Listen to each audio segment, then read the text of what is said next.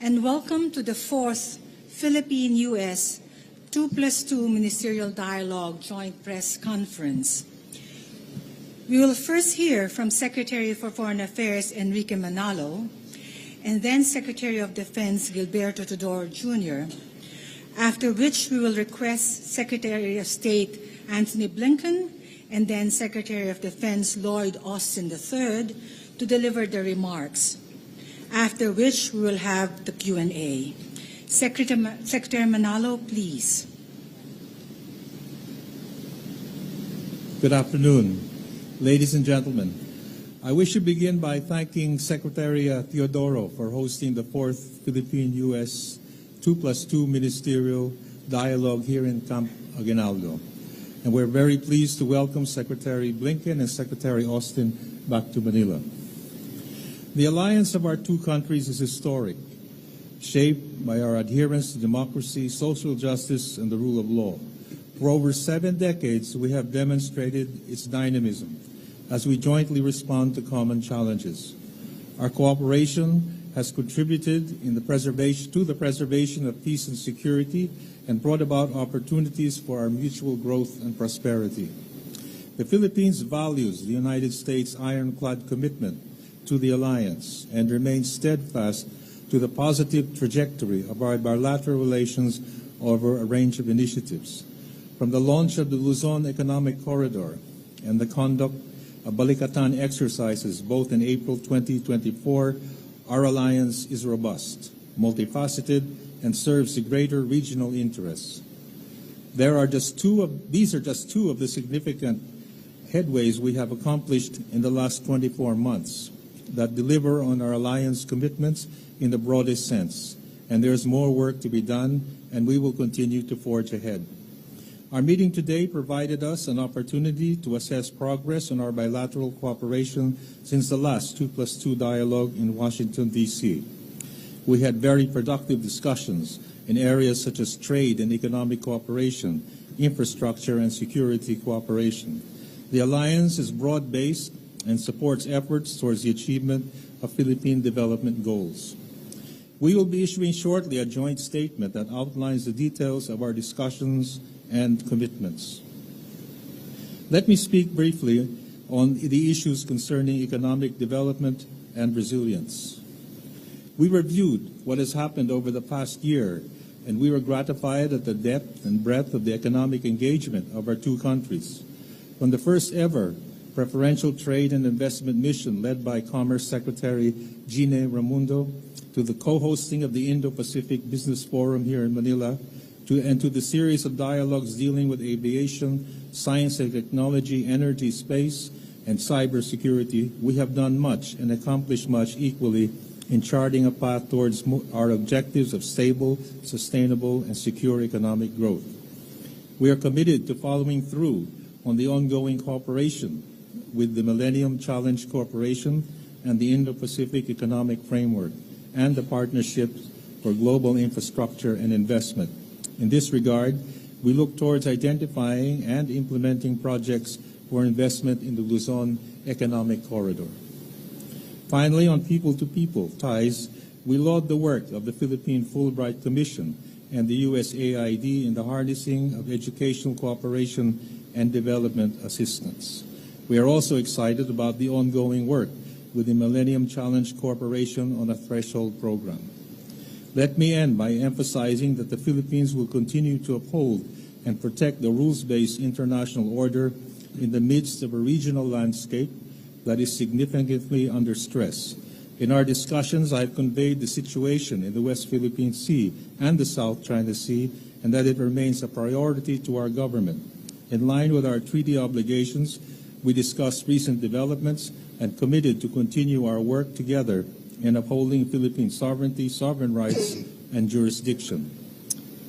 I would like to thank again my partner, Secretary Teodoro of the DND, and our counterparts and friends, Secretaries Blinken and Austin, for the candid, constructive, and comprehensive discussions we had today on this historic, first ever Philippine-U.S. 2+2 Ministerial Dialogue in Manila. I truly believe our discussions, and more importantly, our firm commitment to Philippine-U.S. relations undeniably demonstrates that our alliance is ironclad. Thank you. Thank you, Secretary Manalo. Secretary. Good afternoon, ladies and gentlemen. It has indeed been an honor to welcome Secretaries Blinken and Austin, and Secretary Manalo to Camp Aguinaldo for today's 2+2. Today, as we convene the fourth 2+2 meeting between us, we continue the important conversation that began between our defense establishments in 2002, not only in words, but backed up by concrete accomplishments. We thank the U.S. government for the continued assistance in building up our capabilities, which will provide a tremendous boost in order for us to establish a credible deterrent to unlawful foreign aggression. We discussed security assistance roadmap that will bolster our sustainability, interoperability, redundancy, and effectiveness. We discussed ways and means of enhancing our cooperation and to ensure that the Philippines becomes an effective upholder of international law under a free and open global rules-based order. We will ensure more frequent and regular policy and operational coordination. We will also bolster maritime cooperative activities and expand coordination with Japan and Australia and other like-minded nations, not only in these areas, but in joint exercises and training as well, where applicable. We agreed to fully implement EDCA projects and to increase investments in EDCA-agreed locations. In this period of climate change uncertainty, this will certainly help our HADR efforts once these projects are completed. We will cooperate in cybersecurity by advancing the capabilities of both the DND and the AFP, not only in terms of capabilities, but also in terms of cooperation in threat detection and protection and in joint advanced technological development. We are optimistic that with robust cooperation in 4 dimensions, land, sea, air, and cyber, extensive interoperability both bilaterally and with like-minded nations, the U.S.-Philippine alliance will be a significant contributor to regional peace and stability under the regime of international law. Thank you. Thank you, Secretary Teodoro. Secretary Blinken, you have the floor. Thank you very much, and it's very, very good to be back in Manila. This is my 3rd visit here as Secretary, my 18th trip to the Indo-Pacific over the last 3.5 years. But let me begin by first expressing condolences to all of those killed, harmed, displaced by the recent typhoon and flooding. I'm able to announce today an additional $1 million in assistance to help bring food, emergency shelter, logistics, and other aid to all of those who've been affected. I'm grateful to our colleagues, our friends, Secretaries Manalo and Teodoro, not only for hosting us, but for the very good, very productive sessions that we had throughout the course of today. It's very good to be here with my friend and partner, Secretary Austin. We were just together in Japan for a 2+2. This is a reflection of President Biden's transformative leadership in the Indo-Pacific. Last year in Washington, President Biden and President Marcos set out an ambitious course for our partnership. And then in April, President Marcos was back in Washington with Prime Minister Kishida of Japan and President Biden to launch a historic trilateral partnership between our countries. As a result of these visits, but also the work that we're doing every single day, our relationship between the United States and the Philippines is the strongest that it's ever been. And today's talks built on that unprecedented momentum in a number of very concrete ways. Our armed forces are working on more shared priorities in more places than ever before. We're now allocating an additional $500 million in foreign military financing to the Philippines to boost security collaboration with our oldest treaty ally in this region. New steps to strengthen the alliance, a once-in-a-generation investment to help modernize the Filipino Armed Forces and Coast Guard, our first bilateral security sector assistance roadmap, doubling our investments in the Enhanced Defense Cooperation Agreement.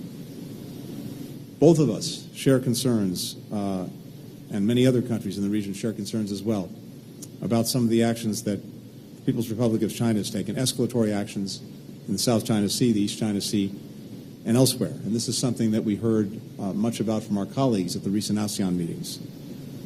Defiance of the 2016 arbitral tribunal decision, coercive methods being used in the seas.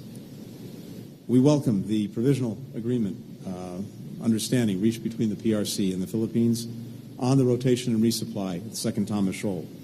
And we were pleased to see that the first resupply mission subsequent to that understanding went forward without incident. It's very important that that be the standard, not the exception. And as I said to the Chinese Foreign Minister when we met in Laos a few days ago, China must uphold its commitments to not obstruct the Philippines in their resupply missions. We stand by our ironclad defense commitment to the Philippines under the Mutual Defense Treaty. That extends to armed attacks on Filipino armed forces, public vessels or aircraft, including the Coast Guard, anywhere in the Pacific, including the South China Sea. As you heard from Secretary Manalo, we're equally focused on our economic partnership, our economic relationship. This is really comprehensive security, not just our military and physical security, but also our economic security and our joint resilience. We have partnering and partnership on critical industries. The Philippines is a priority partner on semiconductor manufacturing. 20% of global assembly, testing, and packaging takes place here in the Philippines. Thanks to the CHIPS Act, we're finalizing collaboration to support the strengthening of Filipino capacity. We're focused on workforce development as well as on regulatory reform. We're also investing in high-quality, high-impact infrastructure via the Luzon Economic Corridor, connecting key economic hubs, Subic Bay, Clark, Manila, Batangas, and doing this through investments in rail, in port modernization, in clean energy, in semiconductor supply chains, in agribusiness. As we lower logistics costs, as we strengthen supply chains for critical industries, that will continue to drive investment and growth and will be a benefit to all of us.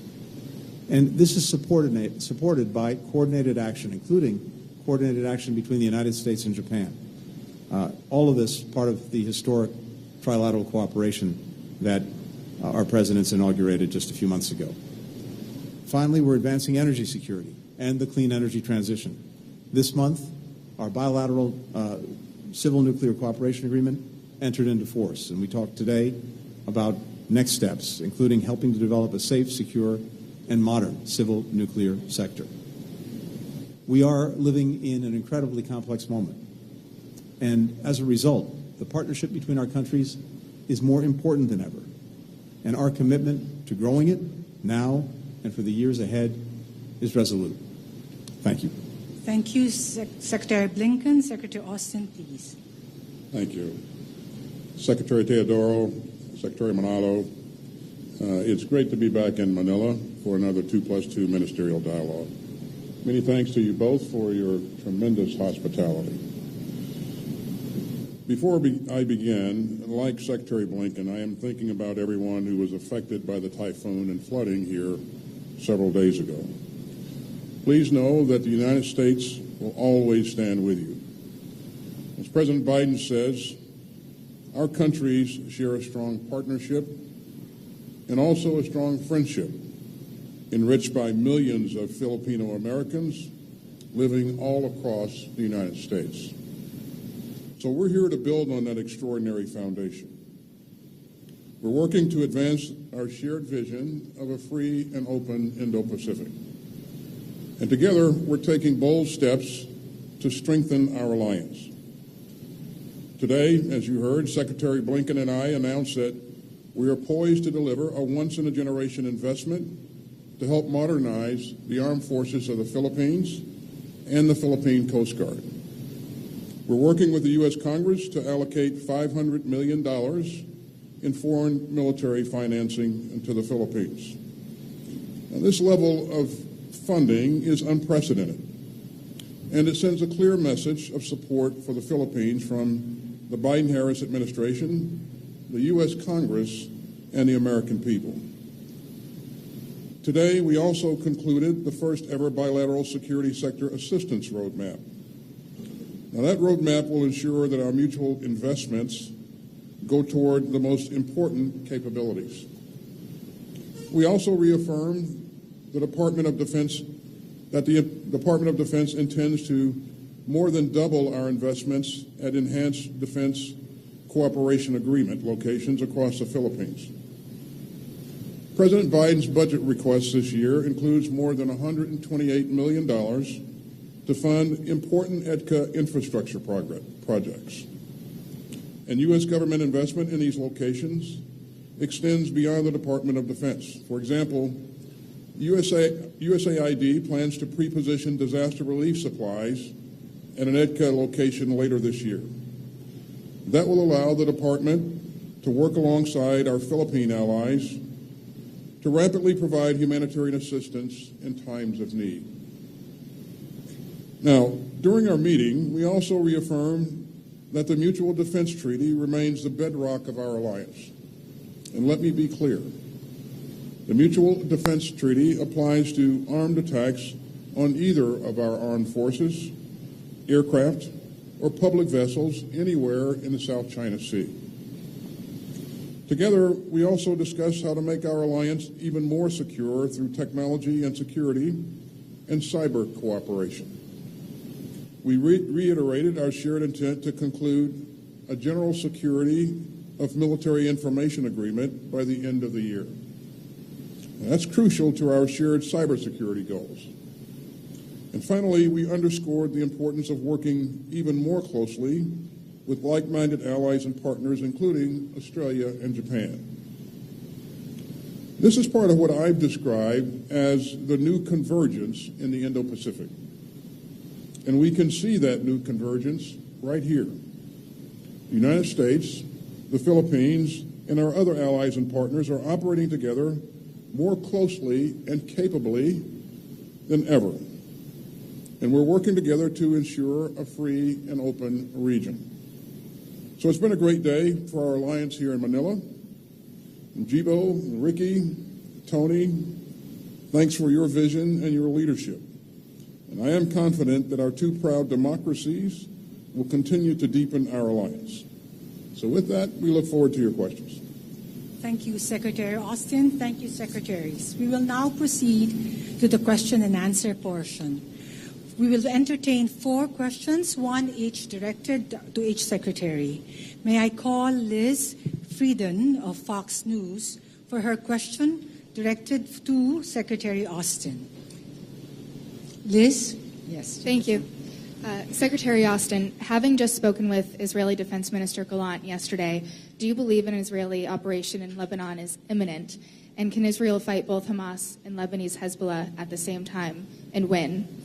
For Secretary Blinken, the U.S. is investing an unprecedented amount of money and resources to the Philippines. Why now, and why is the Philippines relevant to a potential invasion of Taiwan? For Secretary Manalo, following your meeting with China's Foreign Minister Wang, he warned that U.S. intermediate-range missile deployment could start an arms race with China. Do you think that you're starting an arms race? Liz, that's 3 questions. It's supposed to be more. 1 question for Secretary Austin. I That will have one more. deprive the others of their question. So please, we will leave it to that, and we will see which questions will be answered. Yeah. Yes, Secretary Austin, please. Liz, thanks for your question. I believe that you asked whether or not a fight was between Israel and Lebanon, or Israel and Lebanon Hezbollah, is inevitable, or imminent, excuse me. I don't believe that, while we've seen a lot of activity on Israel's northern border, we remain concerned about the potential of this escalating into a full-blown fight. And I don't believe that a fight is inevitable. I think that, we'd like to see things resolved in a diplomatic fashion. As to whether or not Israel can manage a war in Gaza and a fight in Lebanon at the same time, Israel will do what it needs to defend itself, and it's demonstrated that time and again. We've committed to helping Israel defend itself for whatever it takes. And certainly that's not a scenario that we'd like to see occur. We'd like to see things resolved in a diplomatic fashion going forward. And Liz, with regard to the foreign military financing, as you know, the Philippines has actually long been one of the largest recipients of foreign military financing in the Indo-Pacific, but the very significant additional investment that we're making in FMF, the $500 million, this is really designed to support the modernization of Filipino forces, Coast Guard, as they transition to focus on external defense. We're building on a lot of progress the Philippines has already made to be better positioned to defend their sovereignty. That is what this is about. And more generally, with regard to Taiwan, both of us, and for that matter, virtually every country in the region and countries around the world, are determined that we see the status quo maintained, that we preserve peace and stability. That's where our focus is. I think there's a recognition around the world that were there to be some kind of crisis on Taiwan, it would affect everyone. It would have global impact. We have 50% of container traffic going through the Taiwan Straits every single day, 70% of the semiconductors manufactured on Taiwan. So there's a recognition around the world that were there to be a crisis there, everyone would be affected, which is exactly why all of us are focused on trying to make sure that peace and stability is preserved, that the status quo is maintained. And finally, I just say the alliance that we have with the Philippines, this long-standing alliance, there's a critical word that applies to it. It's a defensive alliance. We are about making sure that all of us can protect and uphold our sovereignty, our territorial integrity, freedom of navigation, freedom of commerce, which is so vital to everyone in this region. Thank you. I wasn't able to hear the last part of your question, but I get the gist. Regarding the supposed reference of Foreign Minister Wang Yi to the missiles, all I can really say is that first, these missiles are meant for our own defensive capabilities, our own ability to improve our defensive deterrence, and they're not meant for any offensive purposes. So I really can't see, on that basis, how it would lead to an arms race. Okay. Thank you, Secretaries. The next question should be raised by Simon Lewis of Reuters. Simon, you have the floor. Thank you. If you don't mind, I would like to put some questions to some of the different officials rather than just Secretary Blinken. Secretary Austin, just to follow up a little bit on the question about Lebanon, the U.S. defended Israel when Iran fired missiles at it in April. Are you prepared to similarly defend Israel if a full-scale war breaks out with Hezbollah in the north? To Secretary Teodoro, excuse me, your country and China appear to have different interpretations of the Second Thomas Shoal resupply agreement. You say that no prior notification or inspections are required for the resupply. Can you share details of what the agreement says, and do you intend to press ahead with resupply missions on that basis, even if China doesn't agree with your interpretation? Thanks, Simon. You mentioned the actions that we took along with other allies in the region to help defend Israel in April. And I have to take this opportunity to applaud the tremendous work that we saw from our troops and also our allies that came together in a very short period of time and did absolutely magnificent work, in my opinion. So your question is, if Israel is attacked, will we help to defend Israel? If Israel is attacked, yes, we will help Israel defend itself. We've been clear about that from the very beginning. But again, we don't want to see that happen. What we want to see happen is things resolved in a diplomatic fashion. Secretary Teodoro. On the gist of the talks made with China, I will defer to the Secretary of Foreign Affairs. However, suffice it to state that we will conduct regular and routine resupply missions in accordance with our duties under the Philippine Constitution and our responsibilities to our country. Thank you, Secretary Teodoro. Yes, we will, of course, continue our resupply missions. On the issue of notification, I think the more accurate term is exchange of information, which is exactly what we did with China, and both of us. And the fact that the supply was a relative success, I think, indicates that it's something that we are committed to pursue in succeeding supply missions, provided, of course, China also adheres to the understanding. Thank you, Secretaries. Can we now call on Nestor Corrales of the Philippine Daily Inquirer for his questions? This question is for Secretary Teodoro. Secretary, how will the 500 million in military funding, including the 128 million for EDCA investments from the U.S., help address Beijing's aggression in the South China Sea? And what will be the priorities under this funding? Well, the priorities will be laid down in the security sector assistance roadmap. Naturally, a lot of our inherent hardening capabilities are included, like cyber capabilities and the like. These and all the EDCA investments will serve to secure the Philippines' credible deterrent posture. Every peso or dollar spent on hardening Philippine capabilities to defend itself and to deter unlawful aggression will be a plus against any threat actor, whether it be China or anyone. So the EDCA investments are not only solely for defense purposes, but are also for civil defense purposes like humanitarian assistance and disaster response. They can be venues for joint cooperation and interoperability between the United States and the Philippines, and multilaterally with like-minded nations. And likewise, they will serve also as venues for economic development, like Secretary Austin has said, with the U.S.A.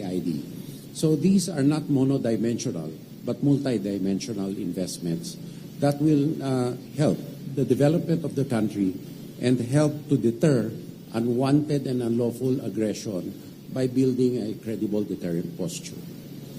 Thank you, Secretary Teodoro. Last question, Joyce Rocamora from PNA. Good afternoon. The rest of the ministers may also wish to answer. What assurance has the U.S. given to the Philippines and the rest of Asia, including Japan and South Korea, that its strong security support would continue in case of a leadership change in the U.S. after the November elections? And in relation, the GSOMIA was also mentioned. Can you expound more on that?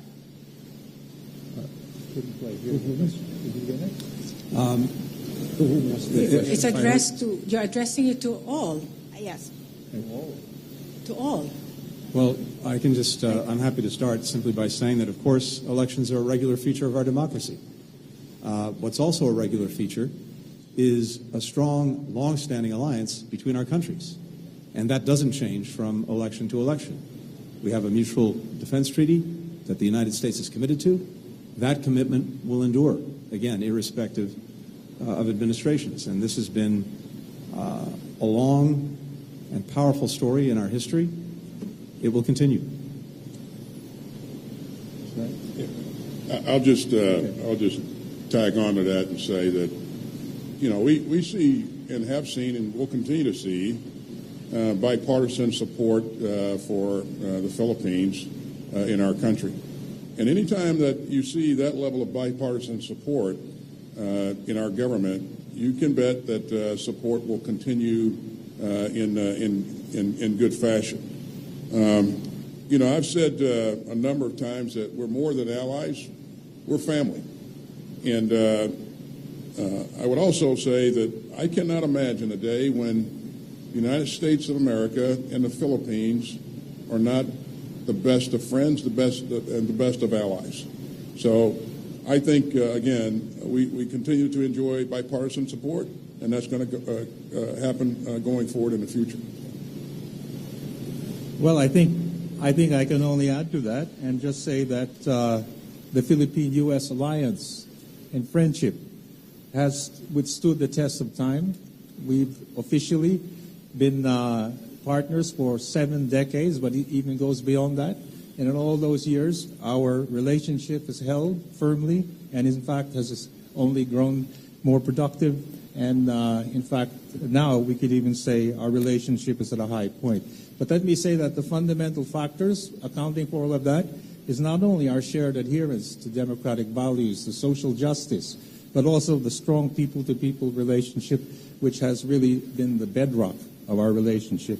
And I can say that aside from having shared interests, a shared strategic outlook, I think all those factors will combine to ensure that our relationship continues beyond perhaps 7 decades and even more.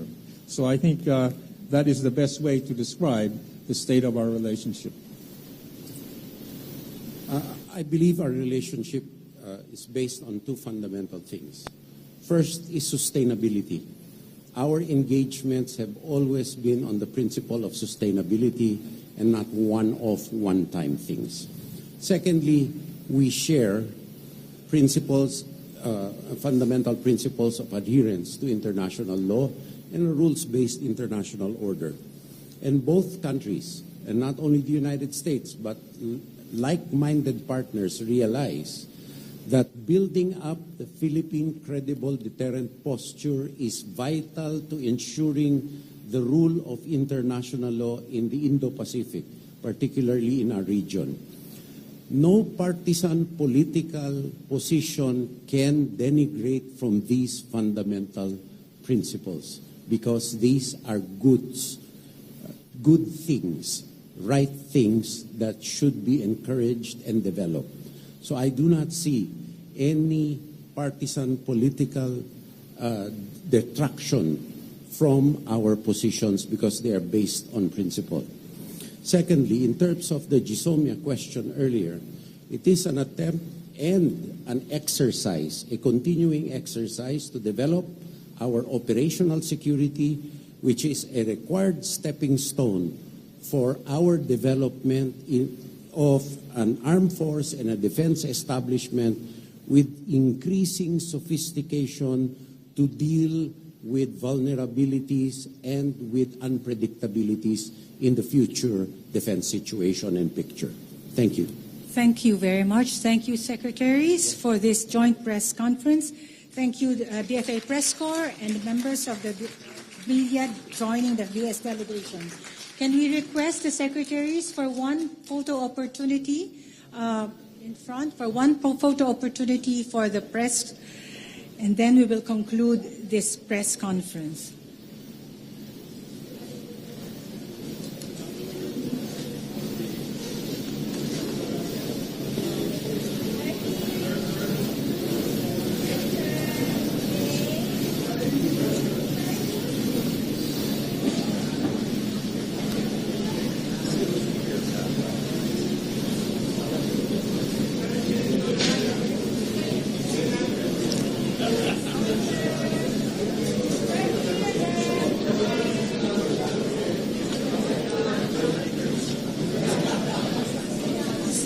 Thank you very much. That concludes our press conference. A pleasant afternoon to everyone.